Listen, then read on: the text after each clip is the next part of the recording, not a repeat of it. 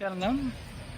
My name is Sri Nitya Ishwar Priyananda and I'm an Adinavasi here at the Bengaluru Adinam Nityananda Peetham, the home of Avatar Paramahamsa Sri Nithyananda. Prior to becoming an Adinavasi, I'd had a career in different industries, including the IT industry, where I was involved in geographic information systems, the IT enabled services, where I was part of teams that did tech support for large Fortune 50 organization, and also managed the learning and development of employees across different centers in India, and also was part of the urban capacity building program in one of the upcoming universities based here in Bangalore. So today in this video I want to share a little bit about a beautiful analogy Swamiji gave in his satsang yesterday in terms of how we can continue to work with our inner space. Now, giving a concrete example to something that is subtle is a specialty that Swamiji does in most of his satsangs, in almost all of his satsangs. And yesterday he gave the example of 4 aspects and how he can relate it to the sequence of actions that is involved in archery. For example, he said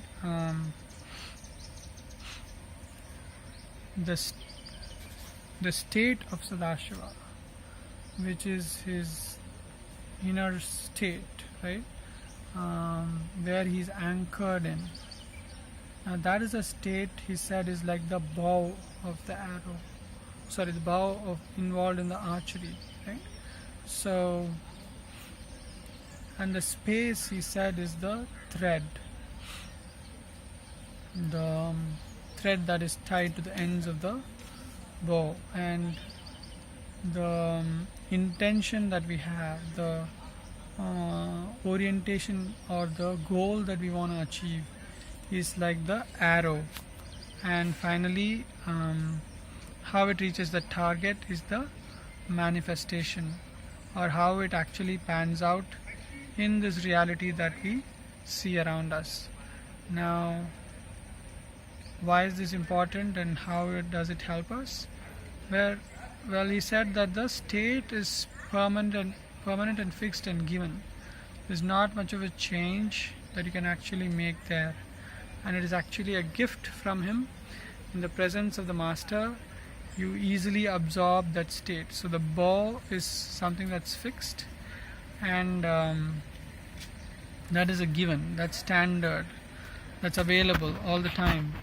Whereas the variants are the tension in the string, how well we have tied it, how we are able to string it, how far we are able to pull it with the intention. Those are the variables. Now here he says that impacts the space, and there we have to work on our incompletions that are there in our systems, and we continuously have to look into our blind spots and continuously keep cleaning it up.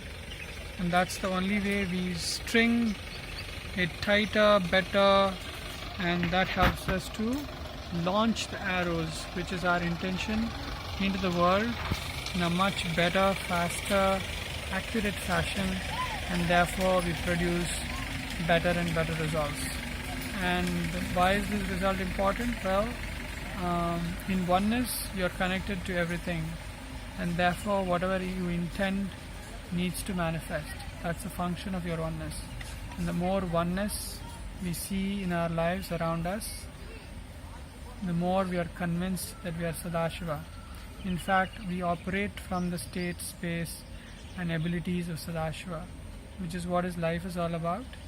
And this is the highest learning, the best learning a human being can undergo in this planet. So I welcome you all to learn more about Swamiji's teachings from his YouTube channel, which is Life Bliss Foundation, or you can search for Nithyananda on YouTube. He's available in various social networks such as Facebook, Instagram, Twitter, and so on. So connect with him, come attend his programs, take initiation from him, be in his presence when he does darshans, and it's the most unique happening that an incarnation of Sadashiva is here on planet Earth. So don't miss it when you yourself are in the human body. Thanks for listening to this, and hope you are able to use this particular analogy of bow and arrow and are able to cause realities, better realities for yourself and for those who are around you. So thanks for watching this video. Nithyanandam.